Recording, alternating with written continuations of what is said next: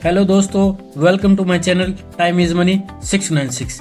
तो आज हम एक ऐसे टॉपिक के बारे में बात करने वाले हैं जो हम सभी से जुड़ा है, और वह टॉपिक है कि क्रेडिट कार्ड कंपनियां कैसे पैसा कमाती है। तो आज के समय में दोस्तों लगभग हर कोई क्रेडिट कार्ड का इस्तेमाल कर रहा है और कंपनियां में रिवॉर्ड पॉइंट, कैशबैक और इंस्टेंट फ्री पीरियड देती हैं। तो क्या ये सब फ्री में हो रहा है? तो चलिए आज मैं आपको बताता हूँ कि यह कंपनियां किस प्रकार से पैसा कमाती हैं, और यह जानकारी आप सभी लोगों के लिए बेहद ही जरूरी है ताकि आप उनके जाल में न फंसे और अपने पैसे बचा सके।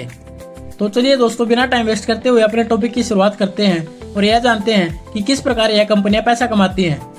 तो सबसे पहले तो इन क्रेडिट कार्ड कंपनियों की कमाई का सबसे बड़ा और मुख्य जरिया होता है इंटरेस्ट चार्जेज। तो आपको तो पता ही है दोस्तों, प्रत्येक क्रेडिट कार्ड आपको 40 से 50 दिनों का एक इंस्टेंट फ्री पीरियड देते हैं।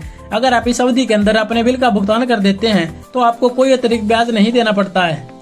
और यदि आप अपने पूरे बिल का भुगतान नहीं करते हैं और कुछ बिल का भुगतान करते हैं और बाकी बिल को अगले महीने के लिए छोड़ देते हैं तो कंपनियां उस बची हुई धनराशि पर भी ब्याज लगाना शुरू कर देती हैं। और यह ब्याज आपका 30% से लेकर 40% तक का हो सकता है। और इन कंपनियों के लिए पैसे कमाने का सबसे दूसरा और आसान तरीका होता है कंपाउंडिंग इंटरेस्ट। तो जैसा कि आपने समझा था कि यदि आप अपने बिल का भुगतान नहीं करते हैं तो आपको एक उचित ब्याज दर की राशि देनी पड़ती है, और इस पर लगने वाला ब्याज आपका कंपाउंडिंग इंटरेस्ट होता है, जिसके आधार पर आपको न केवल मूलधन पर ब्याज देना होता है, लेकिन जो ब्याज आपका लग गया आपको उस पर भी ब्याज देना पड़ेगा। उदाहरण के तौर पर यदि कोई व्यक्ति का 10,000 रुपए का क्रेडिट कार्ड का बिल होता है और वह व्यक्ति उस 10,000 रुपए के क्रेडिट कार्ड के बिल को पे नहीं करता है और उस 10,000 रुपए की धनराशि के ऊपर यदि आपका 350 रुपए का ब्याज बनता है तो वह कंपनियां आपसे न केवल 350 रुपए ब्याज प्राप्त करती है, बजाय इसके अगले महीने 10,000 रुपए प्लस 350 रुपए पर ब्याज प्राप्त करेगी। तो इसे ही कंपाउंडिंग इंटरेस्ट कहा जाता है।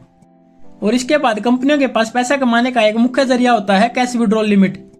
यदि आप अपने क्रेडिट कार्ड से एटीएम से पैसा विड्रॉल करते हो तो आपको पैसा विड्रॉल करने के दिन से ही ब्याज का भुगतान करना पड़ सकता है। तो आपके द्वारा प्राप्त की गई धनराशि पर किस प्रकार से ब्याज की कैलकुलेशन की जाएगी, यह हर एक प्रकार की कंपनी के क्रेडिट कार्ड पर निर्भर करता है। इसके अलावा एक credit card company merchant interchange fees प्राप्त करती है, जिससे भी उनकी एक बहुत अच्छी कमाई हो जाती है। उदाहरण के लिए जब आप किसी दुकान या ऑनलाइन स्टोर पर क्रेडिट कार्ड से पेमेंट करते हैं तो उस ट्रांजेक्शन की कुल रकम का 1% से लेकर 3% का हिस्सा क्रेडिट कार्ड कंपनी काट लेती है। इसे ही इंटरचेंज फीस कहा जाता है। इसके अतिरिक्त जैसे कुछ प्रकार के खर्चे होते हैं, जैसे annual fees, late payment fees, cash advance fees होती है या ओवर लिमिट फीस होती है, जिससे कंपनियां पैसा प्राप्त कर सकती है। तो दोस्तों यहाँ पर दर्शाए गए कुछ और तरीके होते हैं जिनसे क्रेडिट कार्ड कंपनियां पैसा कमा सकती है। तो अब तो आप समझ गए होंगे दोस्तों कि क्रेडिट कार्ड कंपनियां किस प्रकार इतना कैशबैक और रिवॉर्ड पॉइंट देकर भी पैसा कमा सकती है। तो मैं तो आपको ये सजेस्ट करूंगा दोस्तों कि आप हमेशा अपना पूरा बिल चुकाएं और किसी भी प्रकार का कार्ड प्राप्त करने से पहले उस कार्ड के बारे में समझ ले और यह देख ले कि उस कार्ड को किस प्रकार से प्रयोग किया जा सकता है और कितना उस कार्ड का नुकसान हो सकता है।